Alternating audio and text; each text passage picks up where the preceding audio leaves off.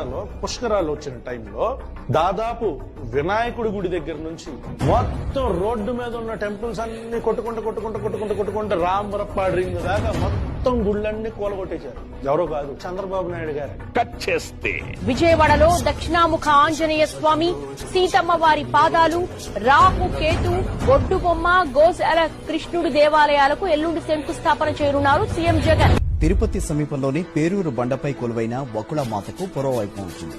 పునరుద్ధరించిన ఆలయాన్ని CM YS Jaganmohan Reddy ప్రారంభించారు. నేను ఒక రిక్వెస్ట్ సుబ్బారెడ్డి అన్నకి, అదేవిధంగా జగన్మోహన్ రెడ్డి అన్నకు ఒక రిక్వెస్ట్ చేస్తే, అన్న మీరు తిరుమల తిరుపతి అంటే ప్రపంచంలోనే ప్రఖ్యాతిగాంచిన దేవాలయం.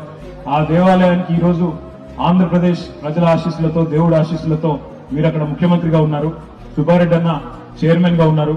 మరి ఈ రోజు ఇక్కడ కొన్ని పురాతన దేవాలయాలు, ఎంతో ప్రశస్తి కలిగిన దేవాలయాలు, ఎంతో ప్రభ కలిగిన దేవాలయాలు ఈరోజు కొన్ని డబ్బులు ఇచ్చి మనం బాగా చేస్తే చక్కగా అవి కూడా వెలుగుతాయి. మీ ఆశీస్సులు ఉండాలని ఒక మాట జగన్ అన్నను, సుబ్బారెడ్డి అన్నను కోరితే వెంటనే ఒక సెకండ్ కూడా ఆలోచించకుండా డబ్బులు ఇవ్వడమే కాదు, ప్రత్యేకంగా ఈ కార్యక్రమానికి వచ్చేసినందుకు గౌరవనీయులు సుబ్బారెడ్డి అన్నకు, మా ఆంధ్రప్రదేశ్ రాష్ట్ర ముఖ్యమంత్రి జగన్మోహన్ రెడ్డి అన్నకు కూడా ఈ సందర్భంగా హృదయపూర్వకంగా నేను గట్టిగా చప్పట్లతో వారికి కూడా ధన్యవాదాలు చెప్పాలని కోరుతాను.